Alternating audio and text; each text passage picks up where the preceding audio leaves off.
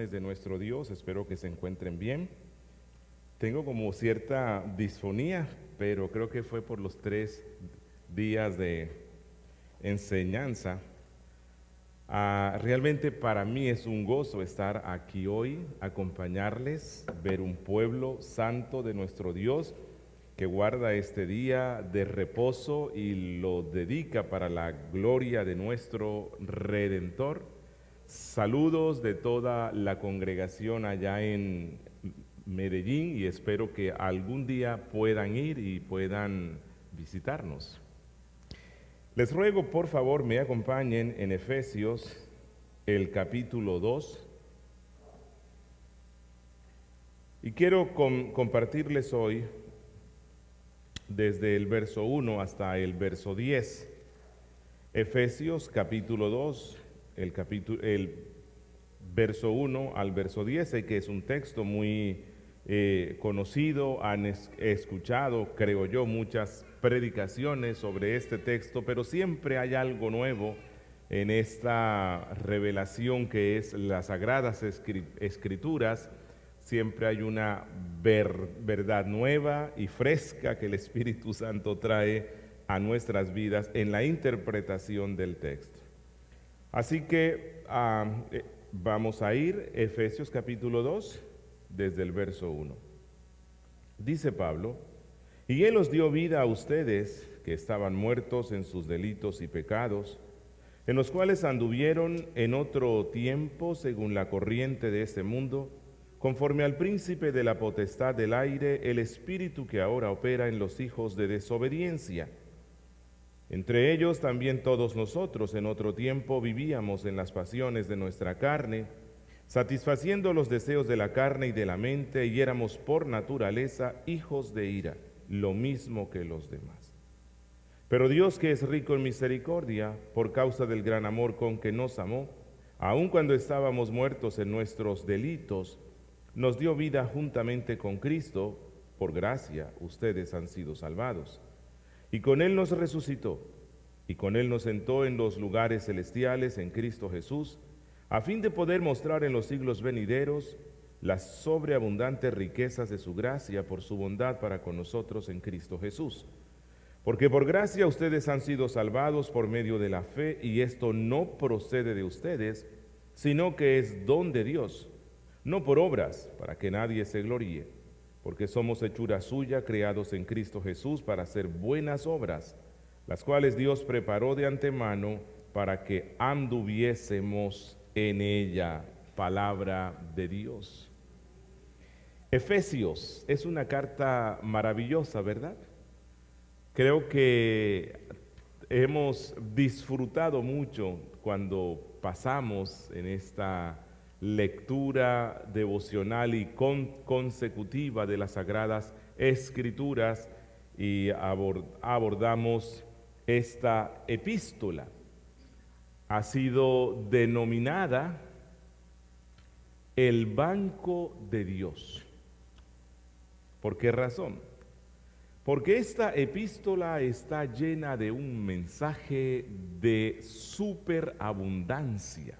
Si ustedes revisan una vez más la epístola y cuentan todas las veces en las cuales el apóstol Pablo usa el lenguaje de abundancia, usted va a quedar sorprendido.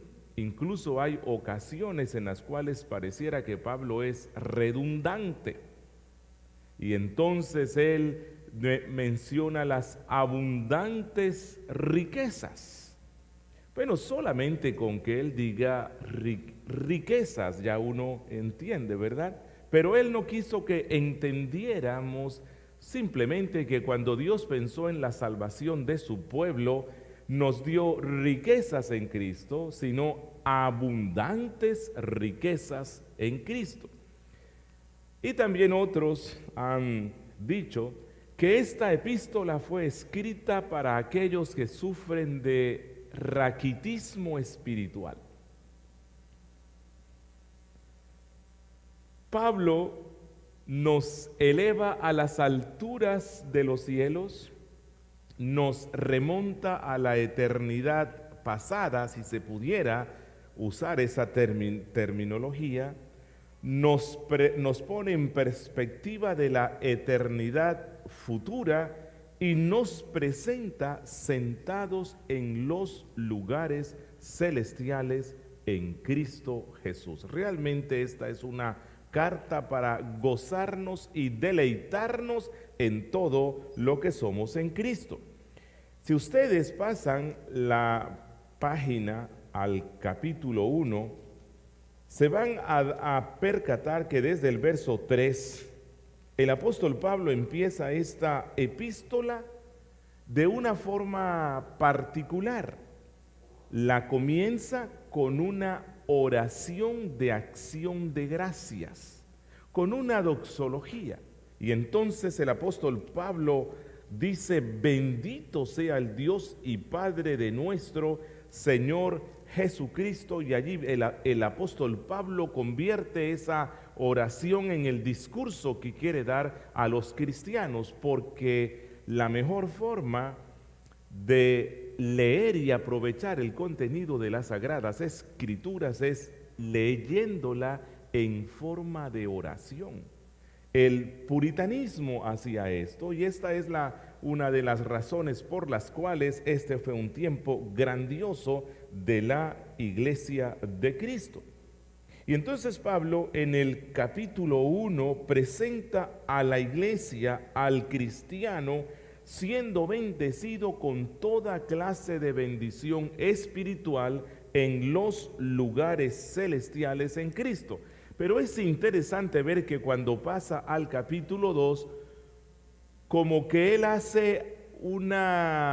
él reversa un poco en el tiempo y nos baja del cielo a la tierra y nos retrocede un poco a mirar nuestra condición antes de estar en Cristo. ¿Por qué Pablo en el capítulo 1 empieza diciendo lo que somos en Cristo y luego en el 2, al principio del 2, como que él nos retrocede un poco en el tiempo? Bueno, yo creo que Pablo aquí tiene un propósito especial, y es que un estado de riqueza espiritual puede conducirnos a pensar que todo esto es resultado en alguna medida de las buenas obras que hemos hecho. Tal vez de la decisión de poner nuestra fe en Cristo. Tal vez como a causa de nuestra religiosidad, como que, oiga, sí es cierto, yo no había pensado, Dios me escogió por gracia para estar en Cristo, debe ser que vio algo bueno en Julio Benítez. Tal vez se dio cuenta de que yo iba a ser un gran hombre para Dios y por eso estoy en Cristo. Y entonces Pablo dice: no te engañes. Yo quiero que tú recuerdes esto. La posición de gloria en Cristo en la que estás es a pesar de ti. Es solo por la gracia de Dios. Y que nunca, cuando estemos en las alturas sublime de una vida espiritual pletórica de gozo y de frutos abundantes para la gloria de Dios y de exaltación por aquí y por allá y de admiración de los hermanos, Pablo dice: yo quiero que siempre recuerdes de dónde fue que te sacó Cristo y que todo esto es únicamente por una cosa: la gracia de Dios en Cristo. Hoy vamos a estar viendo nueva vida en Cristo. Y nos vamos a concentrar en dos pensamientos principales que desarrolla Pablo. Y son estos: en los versos 1 al 3, vida en Cristo para muertos espirituales. Y versos 4 al 10, vida en Cristo para dos propósitos excelsos. ¿Y cuáles son esos dos? En los versos 4 al 7, para la gloria de la gracia de Dios, y en los versos 8 al 10, para andar en buenas obras. Vida nueva para andar en buenas obras. Así que sin más, vamos a abordar y vamos a navegar en este pasaje. Vida en Cristo para muertos espirituales. Vamos a hacer la lectura nuevamente desde el verso 1 hasta el verso 3.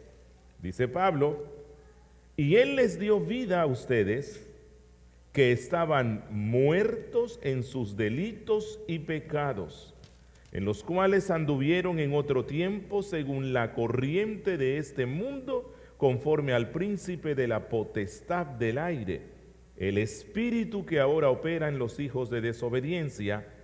Entre ellos también todos nosotros, en otro tiempo, vivíamos en las pasiones de nuestra carne, satisfaciendo los deseos de la carne y de la mente, y éramos por naturaleza hijos de ira, lo mismo que los demás. Aquí Pablo da una descripción muy completa de aquellos a los cuales Cristo salva, y que nunca se nos vaya a olvidar esto, no para andar en un estado de autoconmiseración, no, más bien para que eso nos conduzca a siempre depender de Cristo. Y entonces Pablo aquí hace un contraste entre la vida con la muerte.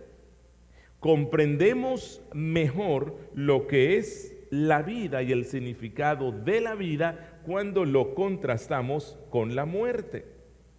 De la misma manera, no alcanzamos a comprender las alturas de las riquezas de la vida nueva si no empezamos contemplando las profundidades y bajezas de la vida sin Cristo.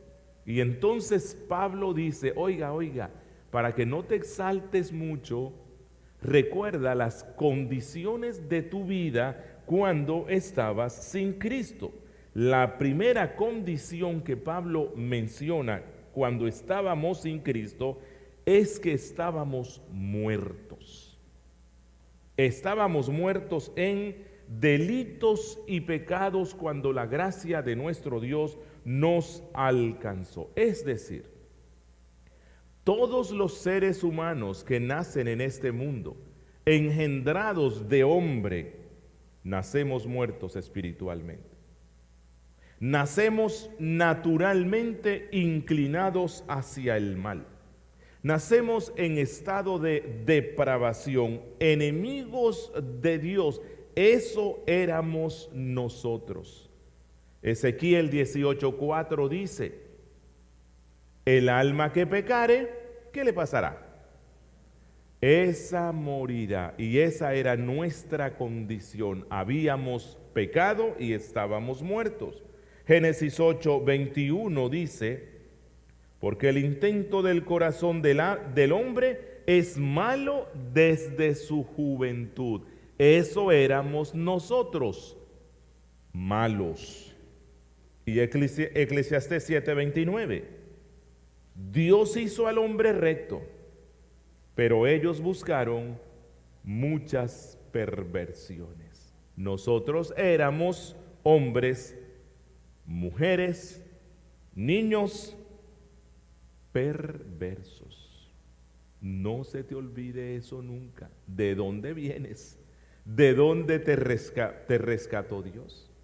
Pero en segunda instancia, el apóstol Pablo afirma que nosotros, cuando fuimos alcanzados por la gracia de nuestro Dios, anduvimos por un tiempo en la maldad de nuestro corazón, siendo atrapados por la corriente de este mundo. Dice en el verso 2, parte A: en los cuales anduvisteis en otro tiempo, siguiendo la corriente de este mundo, que todos nosotros en un tiempo participamos de la depravación que domina al mundo de maldad. Unos más que otros, pero todos estábamos hundidos en la miseria a la cual nos lleva la corriente y el río de maldad que impera en el mundo. Que usted y yo experimentamos, como el resto de mortales, las consecuencias de la muerte espiritual. y que nosotros la expresamos por medio de la locura de nuestra mente. Y el apóstol Pablo en Romanos el capítulo 3, versos 10 al 14 y el verso 18 describe cómo es esta corrupción en la cual nosotros nos encontrábamos. Miren lo que dice Pablo. Romanos 3, versos 10 al 14 y el verso 18. Como está escrito, no hay justo, ni aun uno. No hay quien entienda, no hay quien busque a Dios. Todos se desviaron, a unas se hicieron inútiles. No hay quien haga lo bueno, no hay ni siquiera uno. Sepulcro abierto es su garganta, con su lengua engañan. Veneno de áspides, terrible, ¿verdad? Veneno de serpientes hay debajo de sus labios, y su boca está llena de maldición y de amargura. No hay temor de Dios delante de sus ojos. Eso éramos nosotros cuando la gracia de Dios nos alcanzó. Y algo que empeoraba nuestra condición es que las maldades de otros nos conducían más y más hacia la destrucción. Porque no es cierto esa filosofía que dice, el niño nace bueno, la sociedad lo corrompe. No, el niño nace malo y la sociedad lo vuelve más malo, y él con sus maldades vuelve más mala a la sociedad. Eso éramos nosotros. En tercera instancia, Pablo nos dice, no se te olvide que cuando estabas sin Cristo, eras amigo del diablo. ¿Qué? Sí, eras aliado de Satanás. Miren en el verso 2, parte B, que andábamos en esta tierra conforme al príncipe de la potestad del aire, el espíritu que ahora opera en los hijos de desobediencia. Escucha esto.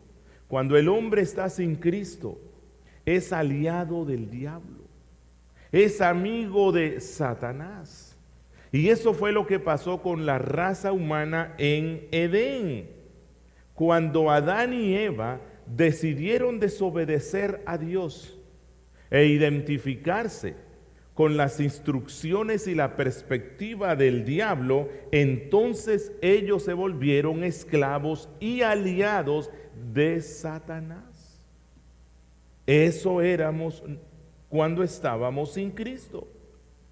El hombre voluntariamente se sometió al gobierno del diablo. Segunda de Pedro, capítulo 2, versículo 19, afirma esto. La raza humana convirtió a Satanás en su Dios. Pablo dice en segunda a Corintios, el capítulo 4, versículo 4, que el diablo es el Dios de este siglo. Es el Dios de este mundo malo. Pero este Dios era distinto al único y verdadero Dios. Porque Pablo dice que este Dios ciega, causa ceguera en la mente de los hombres, para que no miren las bajezas de sus propias maldades y que ellos crean que son muy libres cuando atienden a las sugerencias del diablo, que cada día los vuelven más esclavos. El hombre se volvió esclavo del diablo y la historia humana lo muestra. El hombre se volvió egoísta, malo, perverso, se levantaba contra el otro hombre, y eso lo hemos visto en nuestras vidas cuando estábamos sin Cristo. Odiábamos y éramos odiosos. Tú y yo corríamos hacia nuestra propia destrucción, pero pensábamos que la senda era derecha, aunque el fin era destrucción. Escuchábamos los cantos de sirenas del diablo. Y Él nos hacía ver como que todo era hermoso, como que los gusanos del pecado eran deliciosos postres. Y el lodo putrefacto e inmundo de nuestras maldades eran oro en el cual yacíamos. Y Pablo dice, no se te olvide eso, eras esclavo del diablo. Obedecías su voz. Tu Dios era Él. Pero Pablo aquí nos dice que dentro de las bendiciones espirituales que recibimos en Cristo Jesús está el ser libre, completamente libre de ese estado de miseria, de ese estado de ruina, de ese estado de ceguera, de tal forma que hoy día nosotros tenemos razones para estar cada vez más agradecidos para nuestro Dios, y cuando cantamos este precioso himno de la gracia sublime de nuestro Dios que nos libró del mal, debiéramos hacerlo a todo pulmón, porque pasamos de un estado de ruina a un estado de gloria, que el diablo ya no gobierna las mentes de su pueblo, sino que Él sigue gobernando las mentes de los que no han puesto su fe en Cristo. Pero Pablo nos da una cuarta condición en la cual nos encontrábamos cuando estábamos muertos espiritualmente, y es que andábamos según los dictados de nuestra carne. Versículo 3, parte A, dice, entre los cuales también todos nosotros vivíamos en otro tiempo en los deseos de nuestra carne, haciendo la voluntad de la carne y de los pensamientos. Que usted y yo, cuando estábamos sin Cristo, así como toda persona sin Cristo hoy, se complace en satisfacer los deseos de su carne. Y carne no se refiere tan solo al cuerpo, como si Pablo fuera platónico. El platonismo hacía una distinción entre la carne y el espíritu y decía que todo lo espiritual es sumamente bueno y que todo lo material es sumamente malo. Y entonces muchos creen, ok, entonces vamos a mortificar la carne, y entonces, como suele pasar en Colombia y otras naciones latinoamericanas, ahora que se aproxima la Semana Santa, hacen una serie de ritos y procesiones donde toman unos objetos de metal y empiezan a golpearse el cuerpo y a sacarse sangre, y van de rodillas encima de las piedras hasta que les salga sangre de las rodillas, y ellos creen que así están mortificando la carne. Pero cuando Pablo habla aquí de la carne, no se refiere a eso, sino que se refiere a las inclinaciones malvadas de nuestro corazón, a nuestra naturaleza pecaminosa. Así que Pablo dice que cuando estábamos sin Cristo, obedecíamos los deseos de la carne, éramos hedonistas, como por cierto lo es la sociedad de hoy, que ama los placeres de la carne.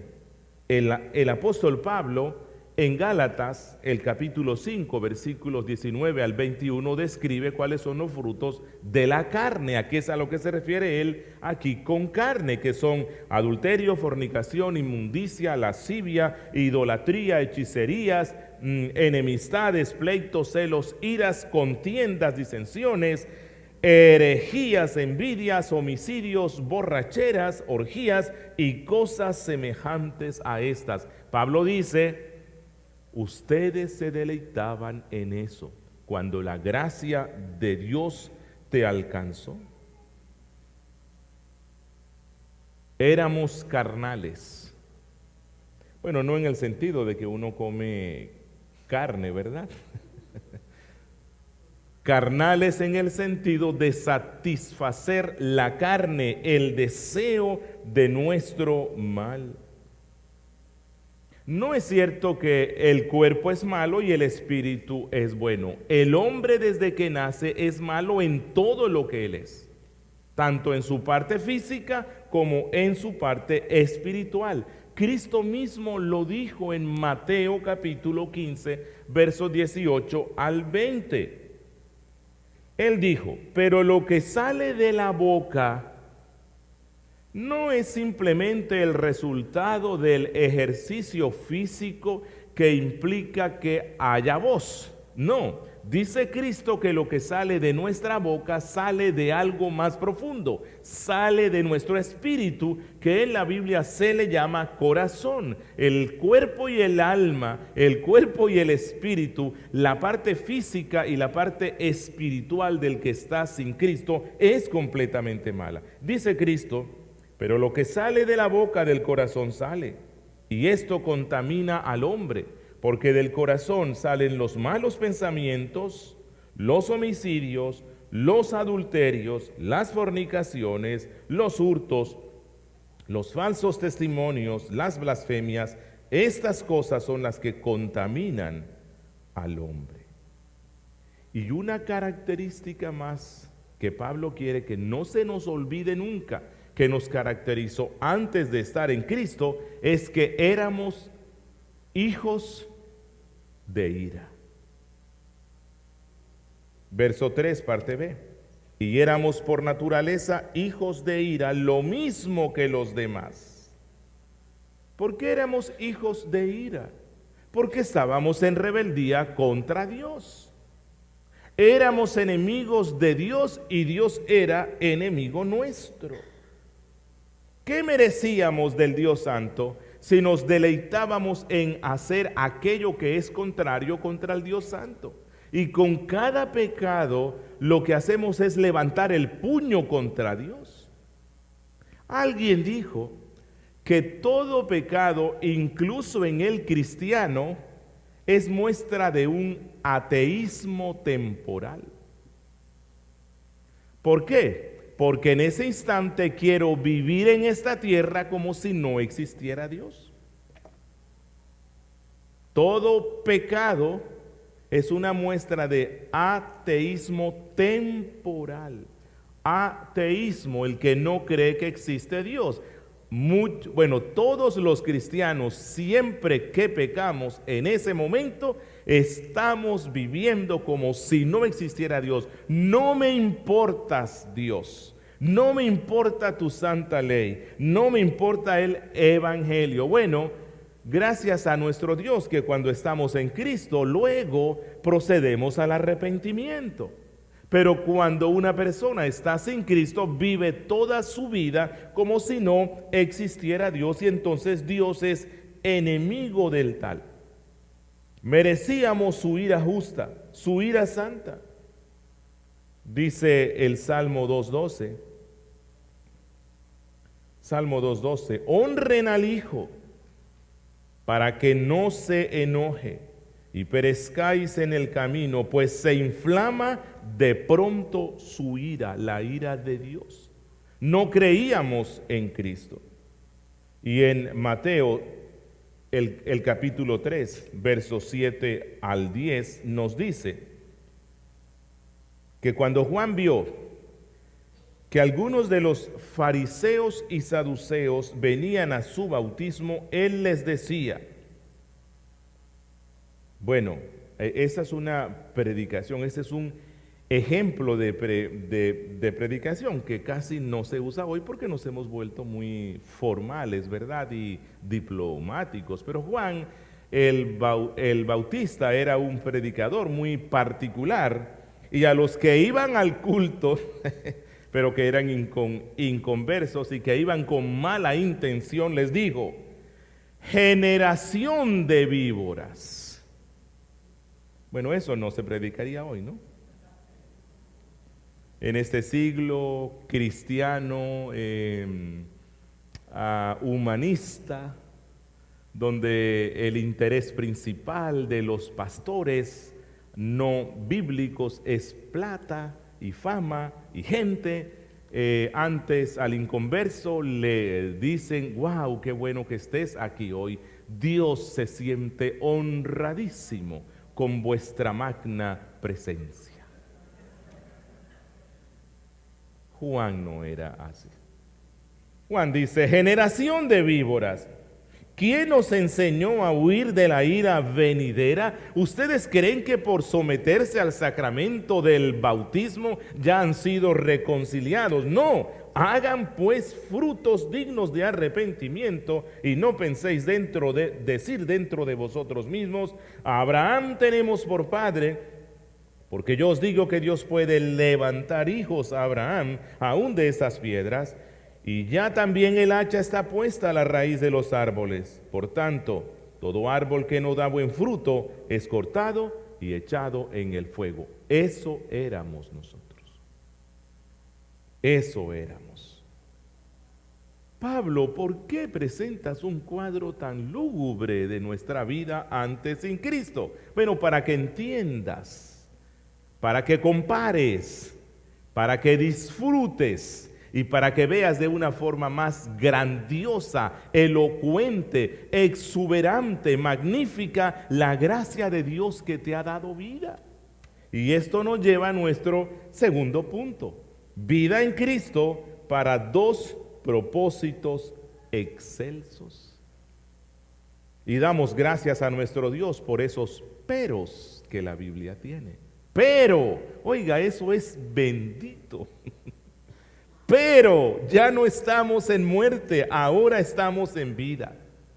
Y entonces Pablo nos da dos propósitos nobles por las cuales Cristo nos salvó. Versos 4 al 7, para la gloria de la gracia de Dios. Y versos 8 al 10, para andar en buenas obras. Vamos a revisarlo. Para la gloria de Dios, para la gloria de la gracia de Dios. Miren el verso 4, dice, pero Dios, que es rico en misericordia, por su gran amor con que nos amó. Aquí está este pero bendito, ¿verdad? A pesar de que estábamos muertos, a pesar de que estábamos en delitos y pecados, a pesar de que andábamos conforme a la corriente del mundo, satisfaciendo los deseos de nuestra carne, enemigos de Dios, objeto de su ira, amigos del diablo, dice Pablo que Dios nos amó. Esto es asombroso. ¿Por qué me amó Dios? Si en mí no pudo ver nada bueno.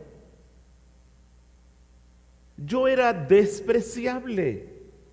No podía darle absolutamente nada a Él, y que Él me haya amado en esa condición en la que me encontraba, no alcanzo a comprenderla. Y lo que Pablo quiere que entendamos es, oye, vive para la gloria de Cristo, vive para amar a Cristo el resto de tus días, de manera tal que tú respondas con gratitud a ese amor.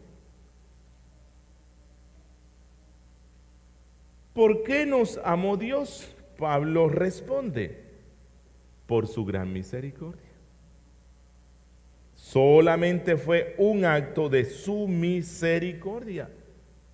Fue su misericordia, fue su amor eterno el que lo movió a amarnos.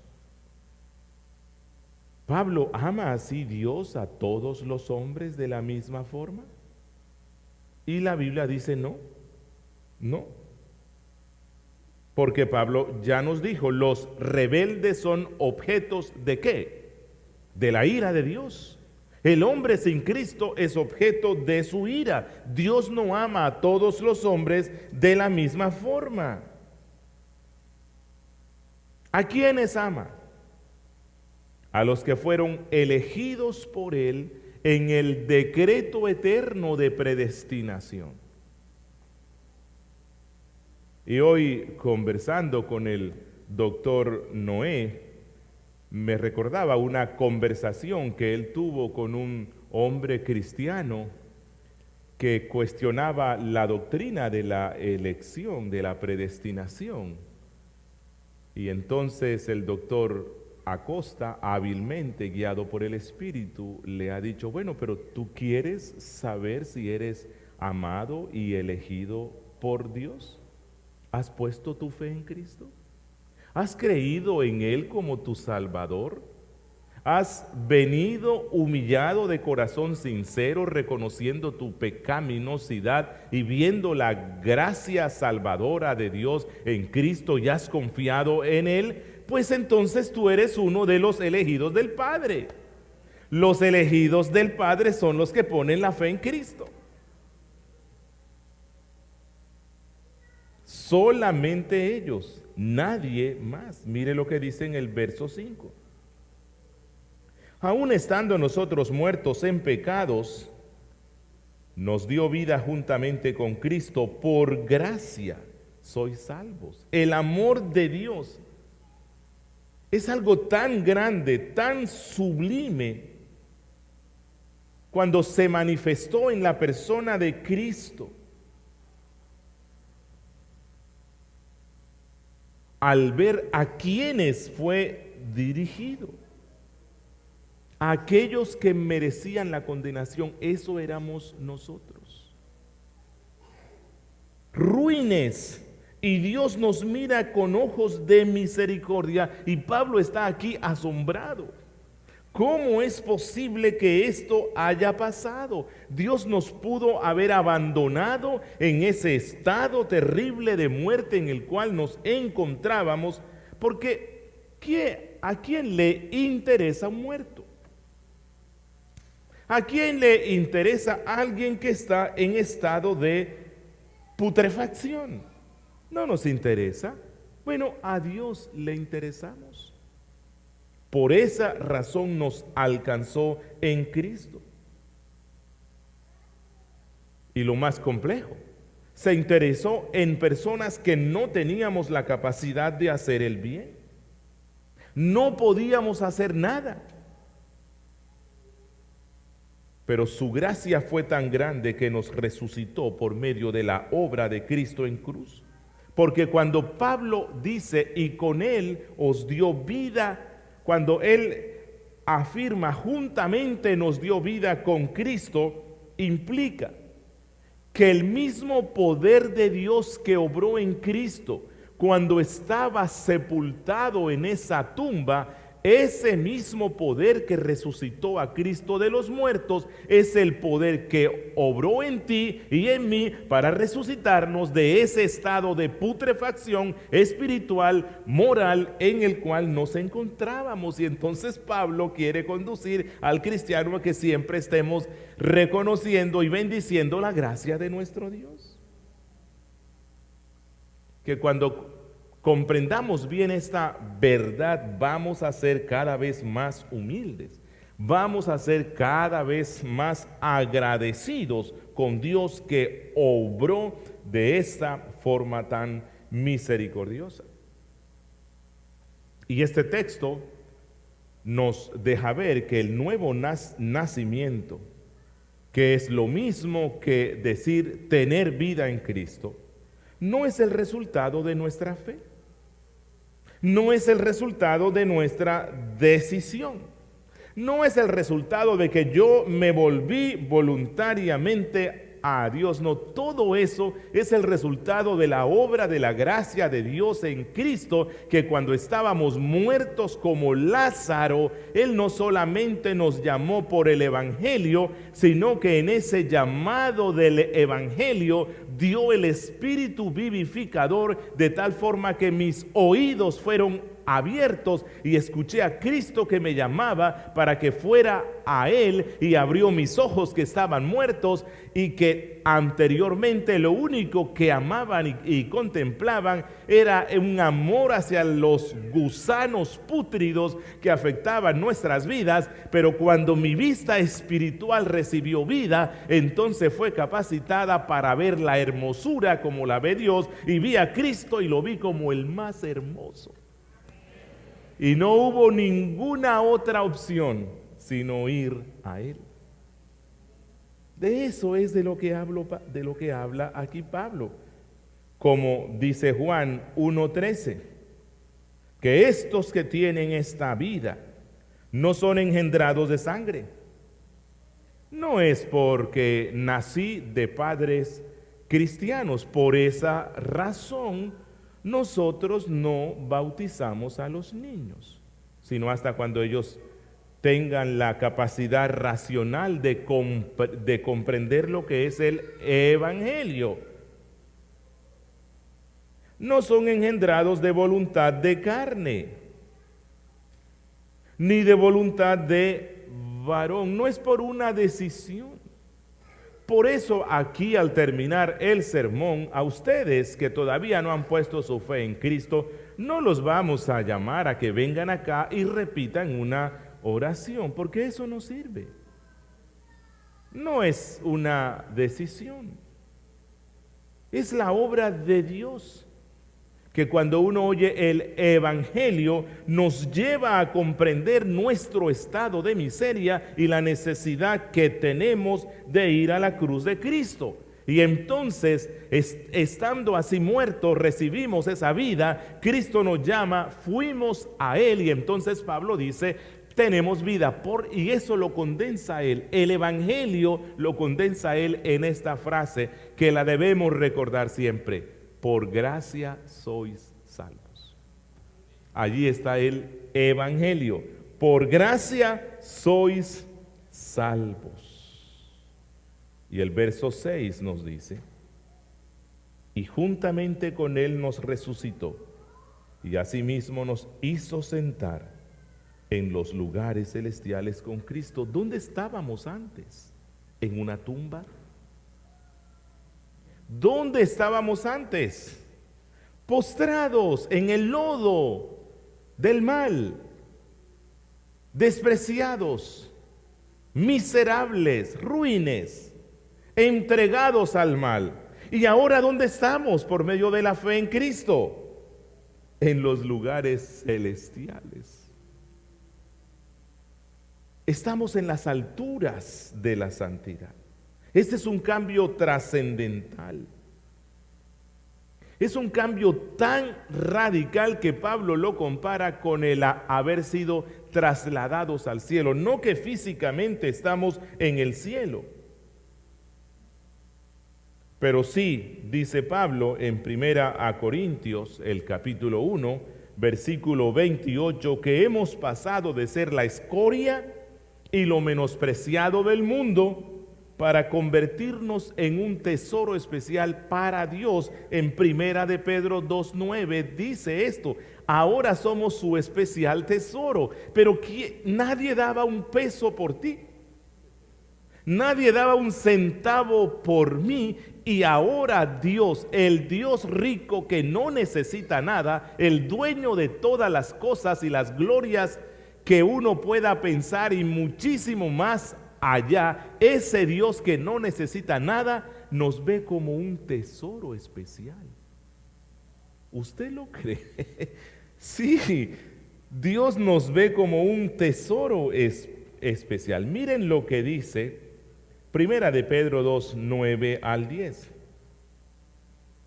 Mas vosotros sois linaje escogido, nosotros, real sacerdocio, nosotros, nación santa, nosotros, pueblo adquirido por Dios, para que anunciéis las virtudes de aquel que os llamó de las tinieblas, cuando estábamos muertos, a su luz admirable, ahora que estamos salvos por gracia.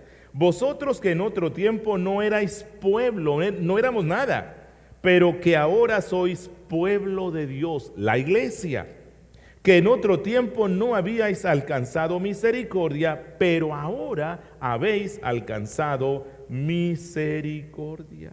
Hubo un cambio radical en nuestra vida. Por eso Pablo dice, por gracia sois salvos. Nuestra mente ha sido renovada. Por eso Pablo dice, por gracia sois salvos. El corazón ha sido transformado. Ya no es de piedra, ahora es un corazón de carne, sensible a la voz del Espíritu. La naturaleza del pecado ha sido clavada en la cruz y ahora andamos en novedad de vida, en vida nueva, dice Pablo en Romanos 6:4 y 6:6. Antes producíamos los frutos pecaminosos de la carne, pero ahora por el Espíritu Santo, Gálatas 5, producimos frutos de justicia. Antes no podíamos obedecer la ley escrita de nuestro Dios, pero ahora el Espíritu nos ha habilitado y capacitado para gozarnos en esa ley santa, porque esa ley está escrita ya no en tablas de piedras, sino en nuestro corazón, como dice Jeremías 31. Antes me gozaba en el pecado, ahora me duelo por mis pecados. Hay un cambio radical. Ahora amo lo que odiaba y odio lo que amaba. El cielo ha sido traído a la tierra. El cielo ha sido traído a tu corazón. Esto es a lo que se refiere aquí el apóstol Pablo. Y en segunda instancia, el apóstol dice que hemos sido salvados por gracia, recibido nueva vida para andar en buenas obras. Hay una secta que se llama Creciendo en Gracia. Evangélicamente, burlonamente le llamamos Creciendo en Desgracia. ¿Por qué razón? Porque ellos creen en la doctrina de la predestinación, o más bien usan el término predestinación, pero no en el sentido correcto. Y entonces ellos dicen que ellos son predestinados porque han hecho una oración de fe y que como han sido predestinados y están asegurados en Cristo, ellos pueden andar en ese mundo como ellos quieran. Ya el asunto de la salvación ha sido solucionado con Cristo y entonces ellos andan como diablos en este mundo y les espera el cielo. ¿Saben que la Biblia nos advierte acerca de pervertir la doctrina de la gracia? Porque es fácil pervertirla. Hay algunos que convierten la gracia en libertinaje. Pero esos están realmente en desgracia. No sé si recuerdan o si han escuchado la historia de un monje ruso, Rasputín. Y Rasputín le enseñaba al zar diciéndole: Pablo dice que donde abundó el pecado, sobreabundó la gracia. Por lo tanto, peca y peca con ganas para que haya más gracia. Bueno, eso es desgracia. Pablo dice, eso no es la gracia. Por gracia sois salvos para andar en buenas obras. Aquel que está en la gracia de Dios en Cristo sufre una transformación que trae el cielo a su vida y entonces él anda en novedad de vida. Miren el verso 8. Porque por gracia sois salvos por medio de la fe, y esto no de vosotros, pues es don de Dios. Este versículo y el 9 son una conclusión lógica de todo lo que Pablo ha dicho antes. Si todo lo que somos obedece solamente a Cristo, porque estamos en Cristo, porque Dios nos amó en Cristo, nos redimió en Cristo, nos escogió en Cristo, nos santificó en Cristo, nos adoptó en Cristo, nos sentó en lugares celestiales en Cristo, entonces no queda otra conclusión que lo que Pablo dice en el verso 8 una vez más: por gracia sois salvos. Esto condensa el evangelio. Por gracia sois salvos. Pero ya entendemos lo que es gracia, ¿verdad? Gracia no es que Dios hizo un 80% y yo hice un 20%. Gracia es que Dios lo hizo todo porque yo no podía hacer nada porque yo estaba muerto. No podía ni tener fe. La fe me tuvo que ser dada como un don. Que Dios lo hizo todo por medio de Jesucristo. Y esa es la razón por la cual él dice, y esto no de vosotros, pues es don de Dios. La fe no es un fruto de nuestra carne no puede dar fe. La carne solo da corrupción. Y tampoco la fe es un fruto de nuestro espíritu, porque nuestro espíritu estaba muerto, enemigo de Dios. Y te lo recuerdo una vez más, cuando creímos en Cristo fue porque Dios obró en nosotros. La fe fue un regalo. Por lo tanto, Pablo dice en el verso 9, no por obras para que ustedes no se gloríen.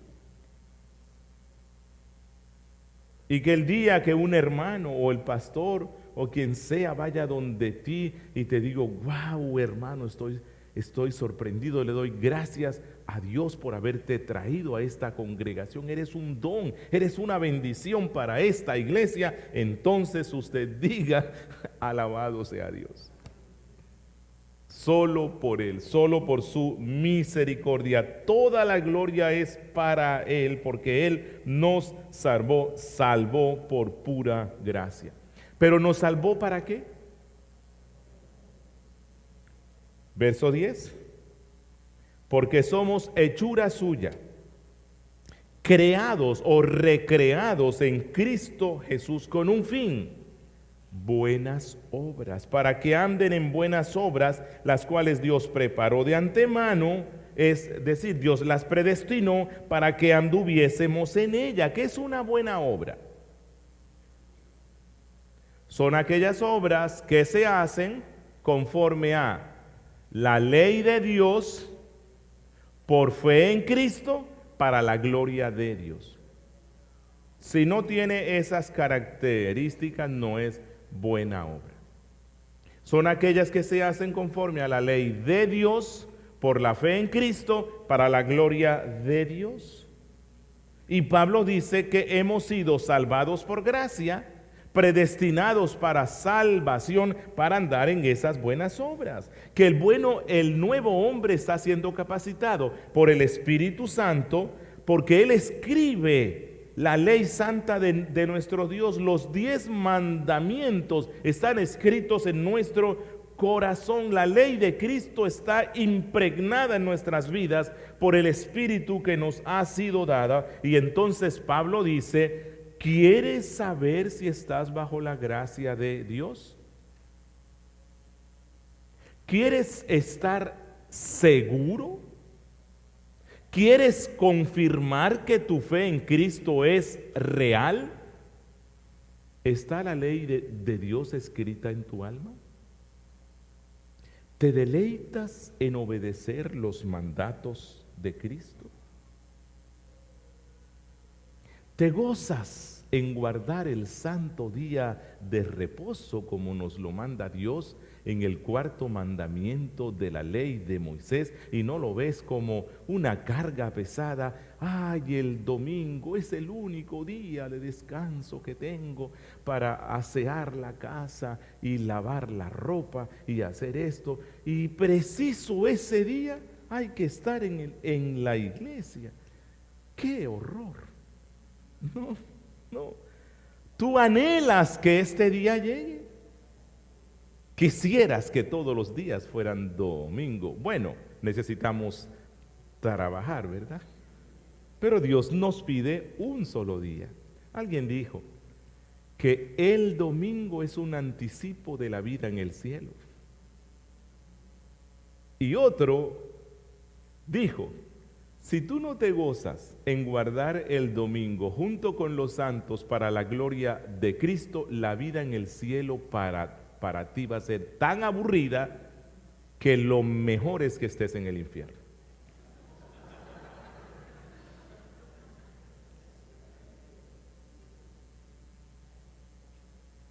Y entonces Pablo así nos presenta por qué razón Dios nos ha dado nueva vida. Dios se goza en ver los frutos de justicia en sus hijos. Para eso nos creó Dios. Recuerda, ¿para qué nos creó Dios? Dice el catecismo: para su propia gloria y gozarnos de Él por siempre.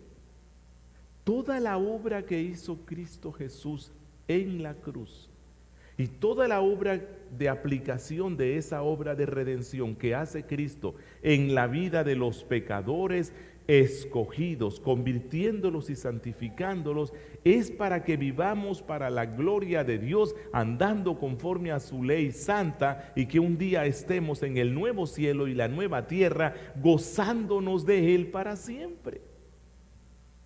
Y que cuando tus buenas obras sean tan magníficas y hermosas, que otro venga y diga, wow, qué bendición eres para mi vida, tú digas y te recuerdes a ti mismo, yo estaba muerto. Era enemigo del Padre, pero Dios me amó por gracia. Y todo lo que hay en mi vida es por una sola cosa, por gracia. Por gracia sois salvos. Y concluyo con una aplicación para los amigos que nos están escuchando hoy. Amigo, hoy te he expuesto el Evangelio. Pablo te ha presentado el Evangelio. Pablo te dice que tu condición espiritual en este instante es de muerte espiritual. Pero ¿cómo así que estoy muerto? Yo estoy vivo, yo ando aquí. Sí, estás muerto espiritualmente. Estás haciendo los deseos de tu carne, los deseos del diablo. Eres enemigo de Dios, aunque tú no lo veas así, y Dios es tu enemigo en este instante.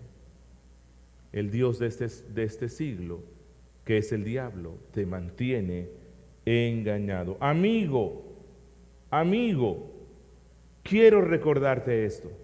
Dios es tan misericordioso para con el hombre que Él mismo se dio, se encarnó, estuvo dispuesto a sufrir el desprecio de hombres como tú y como yo, y estuvo dispuesto a sufrir los terrores del infierno en la cruz, para que pecadores como tú fuesen alcanzados por la gracia de Dios. Amigo, tú no puedes hacerlo por ti mismo, pero yo te ruego en el amor de Cristo que hoy vengas delante de Cristo y que le digas, oh Señor, ten misericordia de mí. No tengo fe, no puedo producir fe, pero ten misericordia de mi alma. Y Cristo nunca ha rechazado a nadie que venga con arrepentimiento delante de Él, suplicando su misericordia. Hermano, no olvides lo que eres en Cristo. Si mantienes tu mente meditando en estas verdades, vencerás depresión, pecado, desánimo, obstáculos y todas aquellas cosas que se presentan en nuestro caminar cristiano. Recuerda esto, eres amado del Padre. Sí. Eres resucitado en Cristo. Estás sentado en lugares celestiales en Cristo. Eres un trofeo que el Padre muestra para la exaltación de la gloria de su gracia. Eres hechura especial del Padre, no se te olvide esto. Y cuando el diablo, tu carne o el mundo, el pecado residual, quiera decirte, pero tú no puedes andar en santidad. ¿Quién eres tú? Recuerda lo que eras antes, porque el diablo es especialista en eso. Entonces usted va a responder, pero la Biblia me dice que por gracia soy salvo. Eso era antes. Por gracia he sido salvado. Y así nos mantendremos hasta que un día entremos al estado eterno de gloria. Oremos. Padre nuestro que estás en los cielos, gracias por el Evangelio y gracias por las santas escrituras, por estos escritos de Pablo que nos llevan, Señor, a crecer en la gracia que tú nos has dado. Esculpe esto en nuestros corazones, en Cristo Jesús.